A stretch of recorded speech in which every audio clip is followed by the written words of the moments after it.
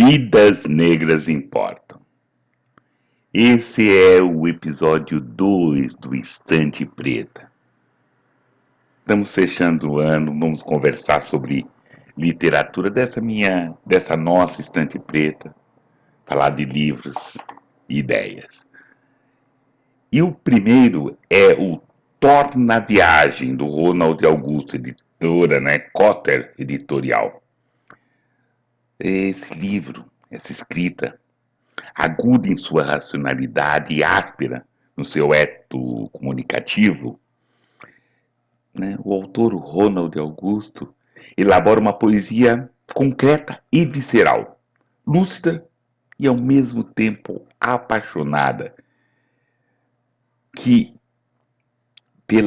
por essa apurada escrita, por esse apurado olhar para a sintaxe, é um soco, é um abraço, é uma segura forma de você se divertir, uma segura forma de você refletir. Torna a Viagem, de Ronald Augusto. O seguinte é Contos de Ionu. Os contos do livro de Raquel de Almeida têm a mulher como centro da história, justificando assim o título da obra. Tendo em vista que a questão racial não pode ser analisado sem os paratextos, pois a autora em nenhum dos contos descreve a mulher como sendo negra. Mas a gente percebe lendo.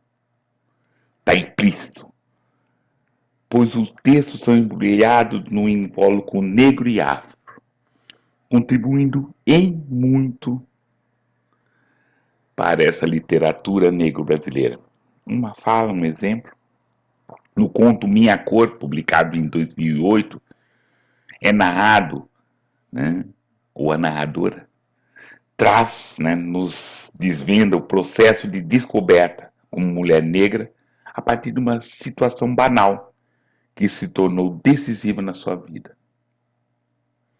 Contos de Ionu, editora Elo da Corrente. Vale muito a pena. Um outro texto, esse eu acho maravilhoso, esse romance-conto, O segundo livro, editado pela editora Patois, de Lilian Guerra, Perifobia. São contos magistrais, pungentes, potentes, divertidos, onde a autora mostra, nos leva, nos conduz com uma delicadeza, com uma faz nós, como leitores, batemos o pé na terra. Traz o seu ponto de vista pungente, forte, muito bom. E é interessante, assim, na minha leitura eu já fiz 2, 3, 4 leituras desse livro e já li pareado, na sequência, já li pulando, já li. E convido a todos e todas, leiam Perifobia, de Lilian Guerra. O próximo, Mariea, de Miriam Alves, editora Malê. Esse romance ele é centrado no resgate de vozes ancestrais, por muito tempo silenciadas, mas vivas nas linhagens da família negra que compõe o enredo. Por meio de uma linguagem em muito momento marcado pelo poético, que a Miriam tem muito bem, o texto põe em cena a espiritualidade demonizada ao longo do processo colonizador. É como a Miriam diz, é como a gente fala, essa negra escritora preta escrevendo também contando suas histórias. Esse romance ele se desenvolve a partir da tensão existente, sobretudo entre as mulheres negras e uma decadente família de brancos ricos, com qual eles se relacionam. Em capítulos alternados, Miriam, ela põe em cena Nunes dos Santos, a família negra, que segue confiando nos seus ancestrais, escravizados, em sua espiritualidade, e que ascende em todos os âmbitos da vida devido aos esforço, desculpe, sendo que esse reconhecimento surge como forma de reparo histórico por todos os sofrimentos que seu povo passou. Do outro lado, está outra família, Menezes de Albuquerque, que sempre foi rica, né, e dotada de um espaço social. Maria, de Miriam Alves, editora Malê. Morte e Vida Virgulina, de Fábio Mandingo. Né? Esse livro foi publicado em 2013, né? E segundo Rafaela Pereira, o autor, ele apresenta uma linguagem despojada e forte. Esse livro é constituído de 5 contos, que também tem como cenário espaços populares de Salvador, Bahia. O livro ensina seus enredos e ritmos de capoeira, que é preciso ter ginga, estar atento ao antagonista e saber qual golpe utilizar para a defesa. Se é algo traumatizante, como um rabo de arraio, ou apenas desequilibrar, como rasteira. Morte e Vida Virgulina. Fábio Mandingo. Ciclo contínuo editorial. Agora, né, os nossos intervalos, o que também está no ar. E nós, vocês que estão tendo essa gentileza de estar ouvindo esse nosso segundo episódio, eu sugiro, eu peço, assine meu canal. Lá tem várias situações, e principalmente esse ano, e nós vamos ter entrevistas, estamos falando sobre livros, autores, conversas, sarau, vários encontros. Bom, assine, né, o meu canal, Nota de Escurecimento. Não cabe muito de Gabriel Messias, é uma produção independente do Gabriel. Gabriel é um poeta, um escritor paulistano, forte e potente. E para homenageá-lo, nesse episódio 2, Gabriel amigo, eu vou ousar a ler um conto deles. A pra lavrar. A pra lavar aquilo reduz tudo a grama. Diz tudo distante, põe tudo na estante. Apagar disto o instante. A pá lavar. Esse livro do Gabriel, você pode encontrar esse e outros poemas potentes. Pode encontrar com ele mesmo. Procure-os nas, nas redes sociais, Instagram. Não cabe muito Gabriel Messias. O livro seguinte, o momento seguinte que nós vamos, é a Roleta do Suicídio, de Daniel Brasil. É muito interessante. E eu vou repetir a chamada, né, que o Gabriel faz. A cada 23 minutos, um jovem negro é assassinado no Brasil. É urgente falar sobre isso. É urgente agir diante disso. E aí, Daniel, como muitos de nós, não se omite. Com sua poesia pulsante e visceral, ele expõe experiências, memórias, revoltas e dores. Mas, ao contrário, esse livro não é sobre morte. É sobre vida. É sobre como você sobrevive. Como você vence isso tudo. E aí um trecho, né, um poema de Gabriel. A cada chibatada, um fio grisalho. A cada estupro, um fio grisalho. A cada bala, um fio grisalho. A cada lágrima, infarto, aborto, suicídio, enlouquecimento, um fio grisalho. Roleta do Genocídio. É um livro urgente e necessário. Daniel Brasil, editora Oriqui. A gente estava falando de todos, né, que estão compondo, estão constituindo, construindo essa literatura negro-brasileira, ou como o professor Eduardo de Assis Duarte diz, a literatura afro-brasileira. Como a gente tem falado, e essa ideia desses programas, dessa estante preta, é falar também de quem veio na frente. E aí é interessante, volto a falar desse livro.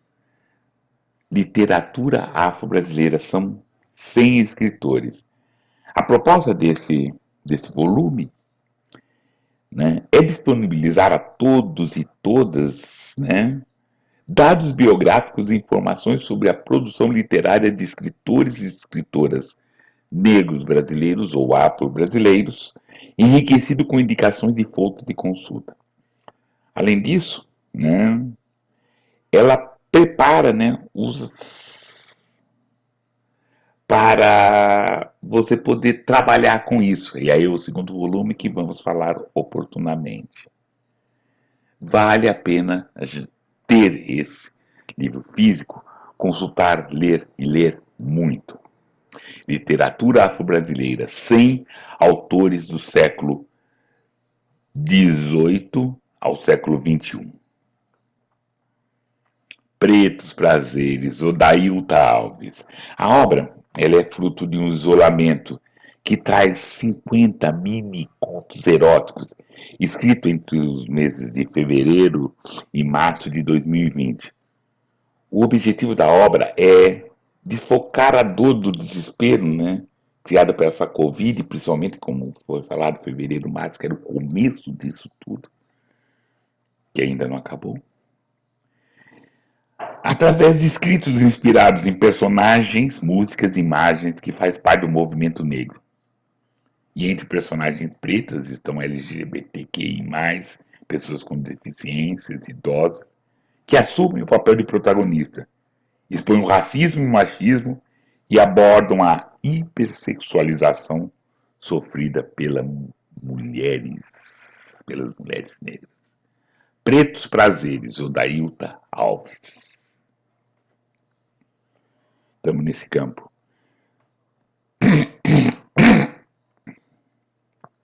Racismo Estrutural, Silvio de Almeida, editora Pollen. É um livro para a gente ler, trabalhar, olhar, conversar, pôr na roda. É mais um livro dessa coleção, principalmente Meninos Plurais, que vale a pena lermos e trabalharmos. Racismo Estrutural, Silvio de Almeida, editora Pollen. Né, que também está no ar. E aí eu sugiro para a gente conversar e nesses momentos que nós estamos, o que eu vou fazer?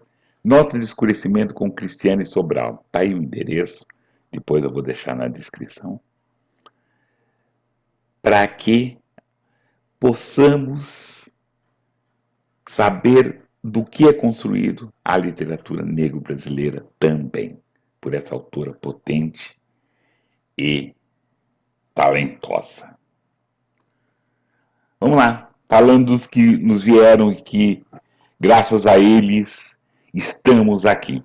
E essa é uma publicação da editora Quilomboje, entrevistas e textos feitos pelo Márcio Barbosa, co-organizador, né, dos Cadernos Negros, né, com vários depoentes. O livro traz entrevistas com 5 participantes, ex-participantes ou participantes sempre, da Frente Negra, importante organização que durante a década de 30 teve projeção nacional, contribuindo para várias conquistas dos afrodescendentes hoje. O que eles trabalharam, eles bateram a terra para a gente caminhar. E esse depoimento coloca em foco a vida de pessoas que fizeram história. Ilumina parte do passado do povo afro-brasileiro, resgatando essa memória. Precisamos falar de quem veio na frente. Principalmente nesse momento, né? Esse programa está sendo a estreia, né? A estreia desse programa, episódio 2, é nesse final de ano. Vale sempre a pena, assim, para caminhar, saber quem caminhou já com a gente. Frente Negra Brasileira, depoimentos. Organização Márcio Barbosa, Quilombo hoje. Bora lá. Nesse momento também de organização por um feminismo afro-latino. Lélia Gonzalez, organização da Flávia Rios e Márcia Lima. Né? Depois daquela convocação de Angela Davis, né? Nós redescobrimos, e muitos de nós redescobriu a Lélia, muitos de nós estamos lendo pela primeira vez, então é isso. Temos quem aqui para ler, como nós já conversamos, falamos muito, a gente já falou de outros aqui para frente, mas Abdias do Nascimento, Lélia Gonzalez e outras e outros brasileiros, negros brasileiros, afro-brasileiros, que podem nortear e têm nortear muito bem essa nossa caminhada por um feminismo afro-latino-americano. Bora lá. Outra também. E esse momento, essa foi uma escolha assim, de livros para nos ajudar a subir, de livros para nos ajudar a quilombar. Escritos de uma Vida, Sueli Carneiro, editora Pollen. A mulher negra, uma da colocou, é a síntese de duas opressões e duas contradições essenciais: a opressão de gênero e a opressão de raça. Isso resulta no tipo mais perverso de confinamento. Se a questão da mulher avança, a questão negra retrai. Vamos ler Sueli Carneiro, Escritos de uma Vida. E esse momento, esse bloco, sem perder a raiz, corpo e cabelo como símbolo de identidade negra, de Nilma Lino Gomes. Discutir de uma forma, e essa é a intenção, né, esse livro, que é resultado da tese da Lina, discutir de uma forma importante a subjetividade do ser negro, atravessada por ideais estéticos e uma sociedade estruturalmente racista. A gente precisa saber, a gente precisa entender. A dor a gente entende, mas de onde vem essa dor e como vem essa dor precisa ser muito conversada, sem perder a raiz. E aí, estamos aqui nesse mesmo quilombo, né? Prefácio da Sueli, da editora Pollen, essas coisas.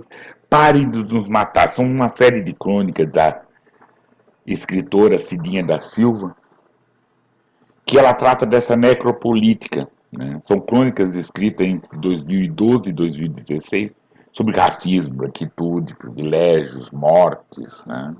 E essa segunda edição é uma coprodução, né? A partir de agora é uma coprodução, uma coedição da Kwanza Produções e Pollen Livros. Pare de nos matar. Cidinha da Silva. Desculpe, que também está no ar. Vamos lá. Nota de Escurecimento, Ciência da Escrita. É uma conversa muito interessante, que Gabriel participa dessa conversa, que Lia Greer participa também, Cláudia Valesca, que falamos sobre o que é escrever, o que é que a gente pretende escrever e como que a gente pensa e a gente escreve. Vai estar na descrição.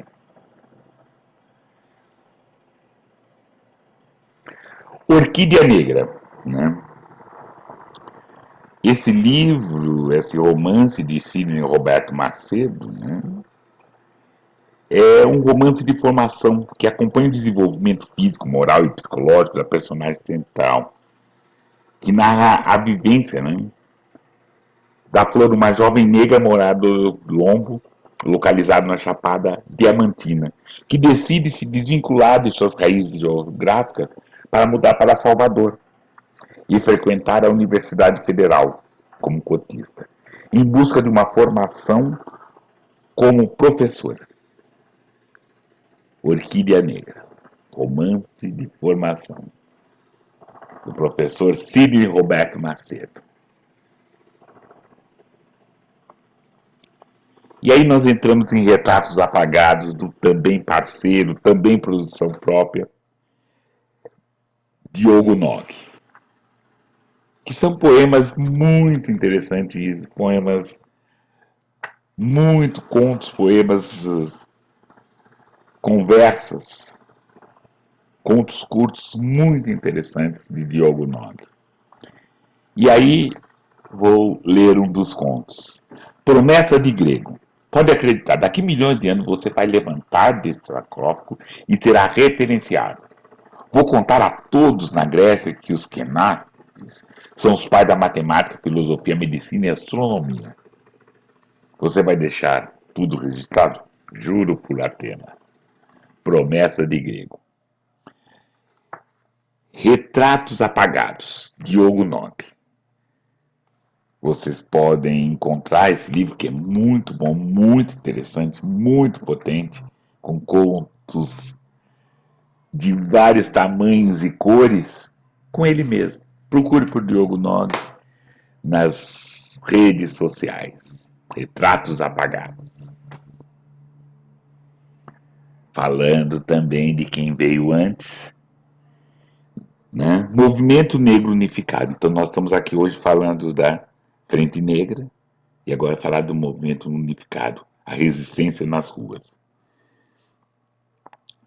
No dia 7 de julho de 1978, mulheres negras e homens negros, em uma maioria jovem, ocuparam as escadarias do Teatro Municipal de São Paulo, no que seria a primeira manifestação pública do Movimento Negro Unificado, MNU. Organização fundada pouco antes, em 18 de julho do mesmo ano, que reuniu coletivos e entidades que em comum denunciavam a violência policial, a democracia racial como farsa e o racismo estrutural nas relações sociais do Brasil.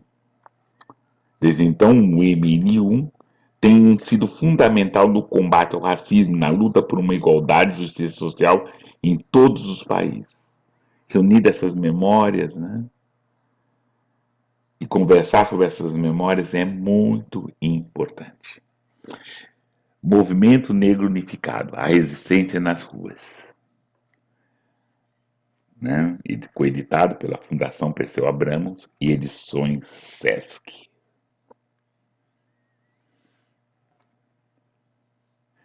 E aí, terminando, Poemas do Regresso, de Geni Guimarães. Essa coletânea ela marca o reencontro da Geni com essa questão poética. Né? São 72 poemas que compõem o livro e demonstram o senso poético da Geni. A leitura dos poemas é uma possibilidade de reencontro com a subjetividade de uma escritora que fala dela falando de nós, que fala de nós falando dela. Dar a luz a um verso que seja tão palatável e tamanha exatidão que nele próprio o coração respingue. Poema do Regresso, Geni Guimarães, editora Malê. Vidas negras importam. Esse foi mais um episódio de Estante Negra. Assine o canal, comente. Logo, logo teremos o episódio 3. Bora lá!